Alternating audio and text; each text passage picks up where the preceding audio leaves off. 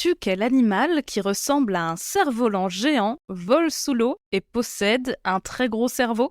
Aujourd'hui, on va parler de la raie manta dans Bête de science.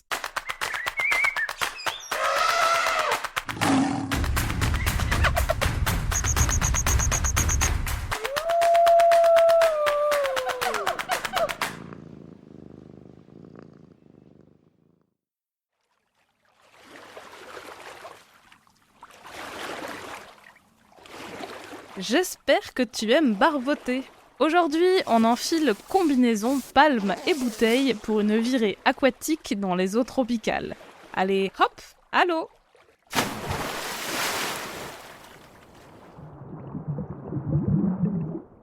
Cette étendue d'eau claire et chaude qui nous entoure est située au large de l'île de Komodo, le lieu de vie des célèbres dragons, des varans géants, dont je te parlerai peut-être un jour plus en détail.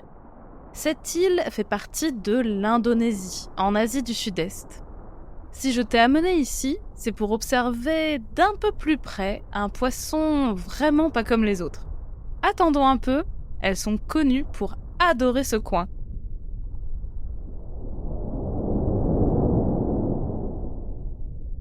Quelque chose vient de cacher le soleil.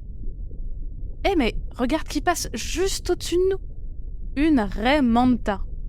Manta en espagnol, ça veut dire couverture. Et c'est vrai qu'il y a un peu de ça quand on la voit se déplacer.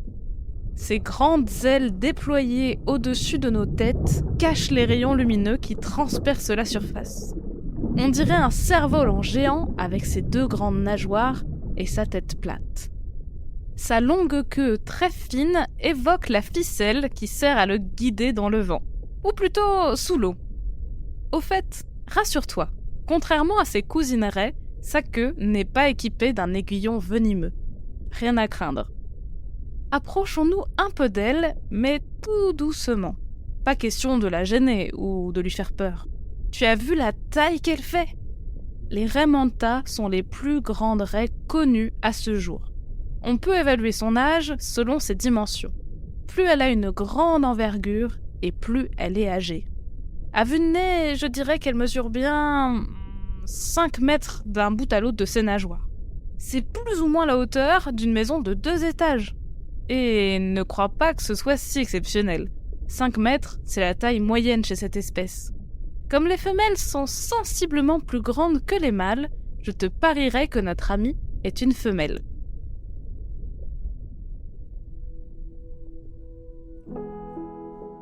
On distingue 2 espèces de raie manta à l'heure actuelle. Mobula birostris, la raie manta océanique qui vit plutôt en pleine mer, et Mobula alfredi, la raie manta de récif, qui reste plutôt, comme son nom l'indique, près des côtes. On trouve des raies manta un peu partout autour du globe, du moment que les océans y sont chauds ou au moins tempérés, de la Californie à l'Équateur, en passant par l'Afrique du Sud, les Açores, le Japon ou l'Australie. Ce sont de grandes voyageuses, mais elles reviennent tout de même régulièrement dans certaines zones où elles se sentent bien et ont leurs petites habitudes. On peut ainsi les voir naviguer de leurs restaurants préférés aux stations de nettoyage où de petits poissons nettoyeurs comme les labres les débarrassent de leurs parasites. On a de la chance. Notre visiteuse nous donne des clés pour mieux l'identifier. Viens avec moi, on va essayer de passer au-dessus d'elle pour mieux voir son dos. Tu as vu? Elle est toute noire sur le dessus, avec du blanc sur le cou et au bout des ailes, alors que son ventre est tout clair. Et regarde le beau T noir sur sa nuque. C'est un dessin caractéristique chez les raies manta océaniques. Mais attention, d'un individu à l'autre, les dessins et les couleurs de peau varient. C'est pratique pour les reconnaître, mais ça rend parfois difficile la distinction entre les 2 espèces. Oh, elle tourne la tête vers nous. Ce que tu vois sur les côtés, ce sont ses yeux. Et tu as vu ce qu'elle a devant la tête? Ces espèces de cornes souples qui viennent encadrer sa bouche? En fait, ce sont des nageoires modifiées qui l'aident à guider la nourriture vers sa bouche. Les humains y voient des cornes et surnomment pour cela certaines raies des diables de mer. Elles n'ont pourtant rien d'effrayant. Alors que nous battons des palmes pour rester à son niveau, notre raie semble se déplacer presque sans aucun effort. On dirait vraiment qu'elle vole comme un oiseau sous l'eau. Elle abaisse et relève ses nageoires de part et d'autre de son corps. C'est si beau de la voir glisser ainsi parmi les flots. Même si la ressemblance n'est pas frappante, la raie manta fait partie d'une famille d'animaux que l'on redoute, à tort. C'est une cousine des requins. Tiens, on va jeter un œil sous son ventre. Tu vois les fentes alignées par 5 de chaque côté ? Ce sont ses branchies qui lui permettent de respirer sous l'eau. Et si tu les regardes attentivement, tu verras qu'elles ressemblent beaucoup à celles des requins. Les raies partagent d'autres points communs avec leurs cousins. Regarde la surface de sa peau. Elle n'a pas d'écailles, comme le poisson archer que je t'ai déjà présenté. Et même si on ne va pas aller la toucher, tu peux me croire sur parole. La caresser est une très mauvaise idée. Bien qu'elle paraisse lisse, la peau des raies et des requins est recouverte de structures très dures, faisant un peu penser à de toutes petites dents qui leur permettent de glisser dans l'eau à toute vitesse. C'est très pratique, mais pas très doux pour les gratouilles. Enfin, contrairement aux autres poissons, leur squelette est fait de cartilage, bien plus léger que les os. Ça n'en fait pas pour autant des poids-plumes. Les plus grandes raies manta peuvent peser plus d'1 tonne, le poids d'une voiture. Avec un peu de chance, notre ami va se mettre en chasse pour son dîner. Suivons-la. Les courants marins et les marées rassemblent le plancton dans la même zone. Les raies n'ont alors plus qu'à foncer dessus, la bouche grande ouverte. D'ailleurs, tu as vu ses dents ? Rien à voir avec celles pointues et aiguisées des requins.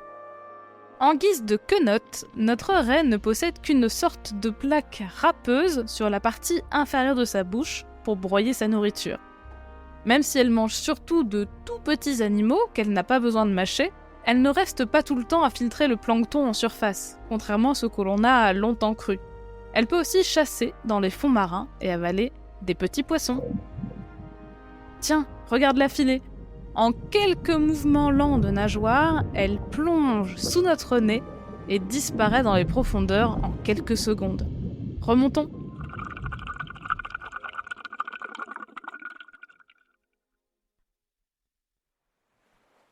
Leur vitesse et leur taille protègent les raies manta de la plupart des prédateurs. Elles ne craignent pas grand monde, à part les orques, de très gros requins et nous. Pêchées pour leur viande, pour alimenter les marchés de médecine traditionnelle, mais aussi piégées accidentellement dans les filets, la population de raies manta a chuté de manière très préoccupante ces dernières décennies. Même si elles sont protégées à certains endroits bien précis, comme ici, en Indonésie, leur pêche n'est pas encore interdite partout. Mais des études récentes ont montré que le tourisme pourrait représenter une piste de salut. En effet, nombreux sont les gens prêts à payer pour plonger avec les raies manta. Une raie manta vivante rapporte donc beaucoup plus d'argent que lorsqu'elle est morte. Je te l'accorde, c'est une façon un peu déprimante de voir les choses, mais au moins, ça peut lui garantir un peu de répit.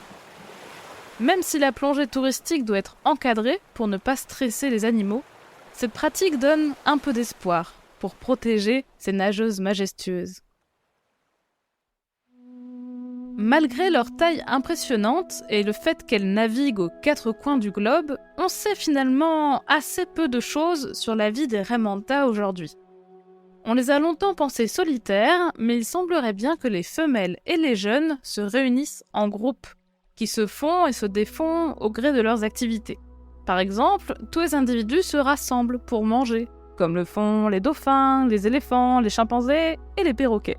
Et tout comme eux, les raies manta vivent longtemps. Plus de 20 ans pour sûr, mais peut-être beaucoup plus. Si les pêcher est une si mauvaise idée, c'est parce qu'elles vivent au ralenti. Les raies mettent des années à devenir matures. Elles se reproduisent également très lentement. Une maman raie met environ 1 an à accoucher d'un seul petit, parfois 2. Car oui, les raies manta accouchent. L'œuf éclot dans le ventre de sa mère et le bébé sort tout près, comme chez les mammifères. On dit qu'elles sont ovovivipares. Et tu t'en doutes, avec une gestation d'1 an, une femelle raie ne fait pas beaucoup de petits dans sa vie.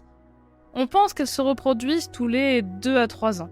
Alors si on les pêche en nombre, plus vite qu'il n'en est, la population n'a pas le temps de se reconstituer. Tous ces éléments, le fait de vivre vieux, de grandir lentement, de rejoindre des groupes d'individus qui bougent sans cesse, sont communs aux animaux que l'on qualifie d'intelligents. Notre raie manta fait bien partie du club. Par rapport à sa taille, son cerveau est bien plus gros que ce que l'on pouvait imaginer. Et c'est le plus lourd de tous les cerveaux de poissons connus à ce jour. Mais malheureusement, il est très difficile de leur proposer des problèmes à résoudre pour tester leur mémoire ou leur inventivité. Pas facile de les suivre quotidiennement sous l'eau et de les habituer à la présence rapprochée de scientifiques trop curieux. Quant à leur faire porter des objets ou bricoler des outils, ça risque d'être un peu compliqué. Malgré tout, en 2016, Scylla Hari et Dominique D'Agostino ont interrogé 2 raies manta qui vivent en captivité dans un aquarium aux Bahamas sur leur manière de percevoir leurs reflets. Pour cela, ils ont installé dans leur bassin un miroir. Après une période où les animaux s'habituent à la présence de l'objet, mais aussi d'un panneau blanc de la même taille qui ne renvoie pas d'image, on observe leur réaction. Déjà expérimenté chez plein d'animaux, des chimpanzés aux éléphants en passant par les pies, ce test permet habituellement d'observer au bout de quelques jours ce que l'on appelle des comportements auto-centrés, centrés sur soi. Certains animaux, pas tous, finissent par utiliser le miroir pour s'observer. Les grands singes et les éléphants aiment beaucoup regarder l'intérieur de leur bouche, par exemple.